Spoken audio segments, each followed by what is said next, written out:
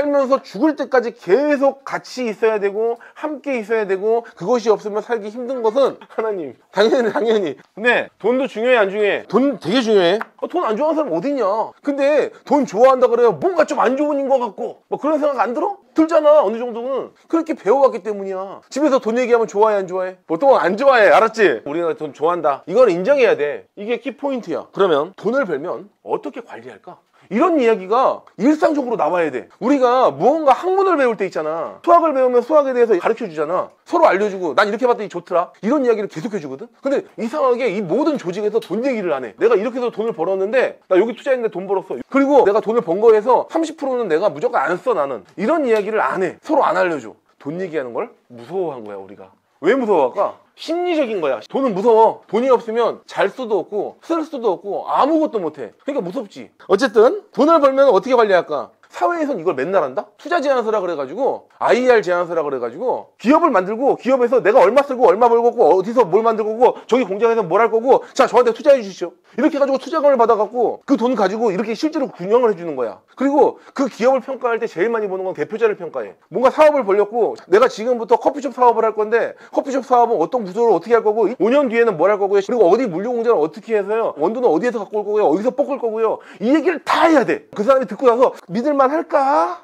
못할 것 같은데 이러면 투자 안 하는 거고 믿을만 한데 투자해볼까? 라고 하면 돈이 들어오는 거야. 그게 법인의 구조야. 근데 이 친구가 회사에다 투자를 했어. 자기가 한 5년 정도 번 거야 열심히. 5년 동안 뼈가 빠지게 막 지방 산골에 가가지고 있잖아. 거기 가갖고 5년 동안 죽어라고 번 거야. 베트남 분들이랑 같이 공장 막 일을 하면서 사람도 못 만나고 먹고 자고 일만 하고 그러다가 5년 동안 번 거를 투자를 했는데 그 기업이 상장 폐지됐어. 기업에 돈이 막 들어갔는데 이 기업을 여기는 불량 기업이니까 더 이상 거래를 못 하겠습니다. 이게 다 종이 조각이 된 거야. 몇 억이. 이런 경우가 사회에서 비일비재할까 아닐까? 늘 있다니까? 근데 이거는 상장 기업이니까 그나마 주식이라는 실물이 있지. 근데 예를 들어서 오도환이가 기업을 만들었어. 사람들이 투자를 할 거고 투자를 한 걸 가지고 내가 예를 들어서 그냥 먹튀를 했어. 재밌는 건 투자를 했을 때 그 기업이 잘못됐다고 돈을 돌려주나? 잡아가나? 그렇지 않아. 물론 그 돈을 가지고 잘못 쓰거나 그랬을 땐 잡아가지. 근데 그게 아니라 사업을 제대로 하다가 그 사업이 잘못됐으면 어떻게 잡아가? 잘못될 수도 있지. 투자를 한다라는 개념으로 봤을 때 신용도인 그 사람의 대표자가 어떻게 했고 지금까지 어떻게 해왔고 그것들을 보는 거야. 그래서 사람은 신용도를 가지고 얘기하는 거야. 신뢰. 너네들은 모르는 기업한테 투자 받아야 되잖아 나중에. 그지? 사람도 똑같아. 급여도 그 사람한테 내가 더 베팅할 것 같으면 돈을 더 많이 주는 거야. 기업 입장에서는. 모든 원리는 이렇게 된다고 했어요. 보통 모르는 사람한테 투자하는데 너네가 가장 가까운 부모님, 내가 내 신용으로 부모님한테도 내가 투자를 못 받아? 그럼 금융과 경제 할 수 있어? 첫 번째 뭐야? 신뢰를 만드는 거야. 우리가 어떤 신뢰를 어떻게 만들 수 있을까를 고민해. 엄마 나 2만 원만 줘봐 5만 원만 줘봐 해서 2만 원을 받아. 10%는 저축할 거고요 10%는 투자할 거고요 10%는 내가 먹을 겁니다. 부모님한테 그렇게 얘기하고 그 2만 원을 그 퍼센티지에 맞게 3달만 굴려봐. 그러고 와서 부모님한테 보여줘. 나 이렇게 관리했는데 엄마 내가 먹어보니까 2,000원 가지고 먹을 게 없어. 이거 조금 금액만 늘려주면 안 될까? 듣고 보니까 설득이 되잖아. 그럼 늘려줄 거 아니야. 거기에다 예산을 조금씩 예산을 늘려받는 거야. 기업도 그렇고 사람도 그렇고 다 이런 식이야. 부모님한테 그렇게 투자받기 시작하다 보면 투자의 원리를 이해하고 주식의 원리를 이해하고 내 금융의 수익과 지출을 관리하는 능력이 생기거든. 근데 이 방법을 한번 탑재해 놓으면 이건 평생 써먹어. 너네들이 알고 있는 어른들도 이게 안 되니까 두려운 거야. 내가 수익과 지출을 정확하게 관리하고 있고 명확하게 분배할 줄 알고 투자할 줄 알고 그렇다면 돈이 무섭지가 않아. 선생님은 통장을 일주일에 3-4번씩 들어가서 봐. 늘 관리돼 있어. 사업체별로 수익과 지출을 명확하게 다 알고 있고 빠져나가는 돈, 어디에 투자하는 돈, 수입이 얼마나 나오는지, 지출을 어디에 해야 되는지, 차기 사업에는 어디를 투자해야 되는지 그런 모든 플랜들이 머릿속에 다 있는 거야. 근데 이게 처음부터 되냐? 아니야. 계속 올라가야 되는 거야. 그래서 요 얘기를 먼저 해줄게. 삼권 분립에 대해서 얘기해주자. 우리가 삼권 분립이다. 대장이 누구야? 대통령. 여기 국회에 누가 있을까? 국회의장, 사법, 대법관, 입법, 행정, 사법이 있어. 그럼 자, 모든 조직은 어떻게 만들어질까? 국회법도 헌법이고 행정법도 헌법이고 사법도 헌법으로 구성되어 있어. 심지어 헌법재판관들도 헌법재판소에 대한 그 법이 있어. 모든 거는 뭐야? 법과 규율로 돼 있다. 동네에서 반상회를 하나 만들더라도 규칙이 있어야 돼. 여기 건물에도 규칙이 있어. 상가위원회, 건물관리위원회, 심지어 동호회를 하나 만들더라도 동호회 규칙이 있어. 모든 거 규칙으로 돼 있어. 보통은 규칙이 먼저야. 그래서 그 규칙을 먼저 지키다가 그 조직이 생겨. 예를 들어서 이번에 학생회가 생겼다는 얘기를 들었어. 근데 다른 데로 따라간 건 좋다 이거야. 근데 우리 학생회 회칙이나 규칙이 있었어? 없었지, 그지? 조직이 생기는 원리랑 정반대로 간 거지. 대통령 네가 맘대로 해. 규칙은 그때 가서 만들고. 말이 안 되는 얘기야. 처음부터 모든 조직이든 거기에 있는 모든 구성원과 규칙이라는 걸 만든다. 그 규칙을 지키기로 하고 그 규칙에서 어긋났을 때 규제하는 거야. 금융과 경제에서는 모든 이야기는 돈으로도 움직이지만 그 돈도 역시 규칙으로 움직여. 주식을 하더라도 주식에 대한 법률이 있는 거고, 투자할 때도 투자법이 있는 거고. 이번에 학생회가 만들어졌거든. 학생회는 입법, 규칙과 법을 정하는 거야. 규칙과 법을 정하는 게 어디야? 국회, 입법. 그럼 대통령은 뭐 하는 사람이야? 나라를 운영하는 거지. 나라를 운영하는데 규정을 어긋난 사람을 누가 심판해? 심판은 사법, 집행은 행정. 자, 그러면 대통령 밑에 누가 있어? 검찰이 있는 거야. 그 밑에 경찰이 있어, 경찰. 경찰 밑에 누가 있어? 순찰이라 그래. 그 다음에 누가 있어? 정의로운 시민. 순찰의 기능은 뭐야? 증거를 수집하는 거야. 순찰의 기능은 발견하고 신고하는 일이야. 그럼 무전기를 딱 치면 경찰이 달려와. 증거 딱 잡아가고 얘가 딱 쥐고 있으면 경찰이 와서 경찰차를 태워가고 가는 거야. 경찰은 뭐 하는 사람이야? 첫 번째 판단을 해. 1차 판단을 하는 거야. 얘가 담배를 핀 건 맞는데 애매해. 냄새 나는데 증거가 없어. 현장범을 잡지 못했어. 네 옆에 친구도 폈고 너도 쳤고 너도 폈는데 너만 안 폈다는 게 말이 돼? 너는 반드시 핀 게 맞아! 라고 해서 누군가한테 올려. 잘못했다라는 판단이 확실하게 있을 때 검찰한테 얘가 확실히 잘못한 것 같으니까 얘를 처벌해 주십시오. 그래가지고 검찰이 보고 잘못한 거 맞는 것 같아 라고 하면 검찰은 뭐 하는 일이야? 기소. 사법부에 잘못한 거 확실한 것 같으니까 얘를 처벌해 주십시오. 얼마큼 처벌할지에 대해서 정해 주십시오. 그게 사법이야. 그래서 사법부의 판단을 받아서 이걸 가지고 이 친구가 교도소를 갈지 소년원을 갈지 이런 것들을 결정하는 거야. 학생회는 뭐 하는 일이야? 검찰이야? 사법부 행정이야? 아니면 국회야? 순찰은 하는 사람이 돈 받을 거 아니까. 순찰은 돈을 안 받아. 왜냐면 직업이 아니거든. 사람들을 많이 도와주고 싶어. 이런 사람들이 자원봉사하는 거야. 법률을 위반했는지 안 했는지를 첫 번째로 판단하고 그거를 이르거나 뭔가 사건이 터졌을 때 가장 먼저 뛰어가서 첫 번째로 일 처리를 해줘. 돈을 쓰시면서 남을 위해서 사시는 분들이야. 훌륭한 사람들이라고, 이 사람들이. 자, 그러면 경찰이 뭐 하는 일이라고? 검찰한테 확실히 증거와 물증을 잡았습니다. 이 경찰의 역할을 누가 해? 학생회 장들이 할 수 있어. 경찰이 너 징역 1개월 할 수 있어? 그거 못하는 거야. 첫 번째 증거를 수집해서 넘기는 역할까지 할 수 있어. 경찰이 예를 들어서 얘 확실히 증거가 잡혔는데 라고 해서 올렸는데 검찰은 잘못한 거 아닌데? 라고 하면 뭐야? 기소유예. 경찰이 소를 넣었는데 이거 애매해. 더 잡아와 더 잡아와. 다시 내려버려. 기소유예 되면 경찰은 사실 할 수 있는 게 없어. 이런 개념이야. 자, 그리고 실제로는 학생회가 순찰의 기능이잖아? 자원봉사의 역할이 굉장히 커. 국회, 법을 만드는 사람은 누구야? 학교에서 이 법을 만드는 거는 학교 내에서 교내 교칙이나 판단하는 법의 근거, 그거는 이제 선생님들이 만들겠지. 선생님들도 사실 너네들이 알고 있는 그 부장 선생님들, 학생부장 선생님 있잖아. 그런 사람들이 1차적인 행정을 해, 행정. 검찰 역할을 해, 검찰 역할을. 그래서 학생부장이 판단을 해서 제가 있다 없다 판단하고 사법부에 넘겨. 그러면 사법부에서는 선생님들이 모여가지고 교권위원회들이 열어가지고 그 친구를 정학을 할지 퇴학을 시킬지 그런 것들을 하는 거야. 자, 이 개념을 이해하면 될 것 같아. 자, 그래서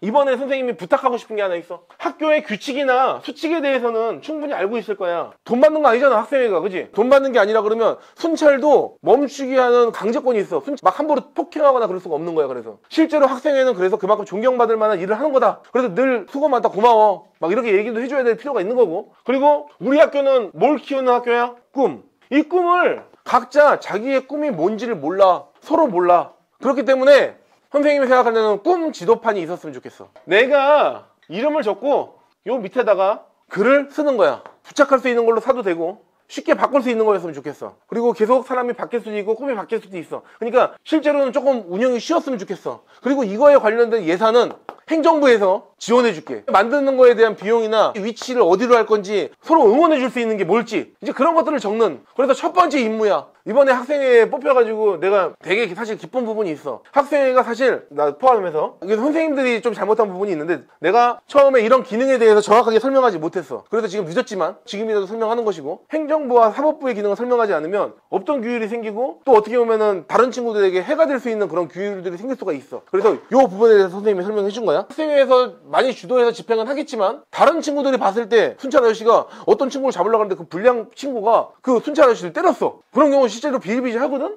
그럼 맞았어. 그러면 순찰 아저씨가 있는데 구경만 하고 있어야 돼? 아니겠지. 좀 도와줄 수 있지. 그럼 도와주는 거야. 같이 막 붙잡아주고 그렇게 할 수 있는 거거든. 꿈 알림판을 만들어줄 건데 마찬가지로 학생이 혼자 다 짊어지는 게 아니라 학생회가 주도는 하겠지만 여기 친구들이 많이 도와주면서 이렇게 만들어보고 저렇게 만들어볼까. 그렇게 운영하면 좋겠지. 그리고 그거 운영하는 사람들 각자 어떤 일을 어떻게 했는지에 대해서 구체적으로 한번 적어봐. 그렇게 했으면 좋겠어. 선생님은 거기서 그래서 모든 친구들의 이름을 쓰고 그곳에 자신의 꿈을 적어본다. 사실 그래. 재봉을 만드는 걸 좋아하면 재봉 일을 그냥 계속 하면 돼. 그리고 옷 만드는 걸로도 돈을 벌 수 있어 없어? 많이 벌 수 있을까 근데? 옷 만드는 걸로 어떻게 돈을 많이 벌어, 그지? 앙드레 김 선생님이 돈을 못 벌었을까? 그렇지 않겠지? 옷을 만든다는 그 직업적 특성에 한계를 두지 말고 그 분야에서 내가 정점 찍고 올라가면 그냥 쓸어 담는 거야. 맞잖아. 누가 그 사람한테 옷을 안 만들고 싶어 하겠어? 꿈이라는 게 그래. 처음에 1년, 3년, 5년, 10년 이런 식으로 가는데 처음에 내가 꿈을 설정하고 있잖아. 내 꿈인지 아닌지가 1년 내에 보여. 한 달에서 3달만 해도 3달까지 내 일이랑 맞는지 아닌지가 보인다. 내가 꿈을 찾고 나서 꿈을 이건 것 같아 라고 하고 한 3달 정도 내가 그 비슷한 일을 가지고 가서 경험해보고 그 해보려고 노력하고 그 책을 보고 막 그랬을 때 내 가슴이 울리고 두근두근하고 와 진짜 한번 해보고 싶다. 나 여기 진짜 정점 찍고 싶은데 약간 이런 생각이 들면 그 뒤에 1년 가는 거야. 그 뒤에 그랬는데도 내가 와 너무 재밌는데? 돈은 하나도 안 돼. 근데 신나. 재밌어. 그때 3년 가는 거야. 그리고 나서 와 내가 했는데 지금까 했더니 내 옆에 있는 친구들보다 성과가 좀 나고 제가 5년 됐는데 내가 쟤보다 잘하는 것 같아. 라는 생각이 스스로도 들고 남들도 그렇게 이야기하고 있고 야 너 진짜 일 잘하는구나. 라는 얘기를 들을 때 5년 가는 거야. 5년 정도 가면은 보통 대리고 과장 정도는 달아. 능력이 있으면. 시간이 지난다고 다는 게 아니라 그만큼 내가 얼마큼 잘했느냐에 따라 다는 건데 보통 그 일에 재능이 있으면 5년 내에 과장 달 확률이 높아. 그러고 나서 이거는 내가 진짜 잘했을 때는 그다음부터는 그냥 쭉 가는 거야 이거. 돈은 언제부터 돈이 되기 시작하냐면 있잖아. 5년에서 10년 사이 모든 일이든 똑같아.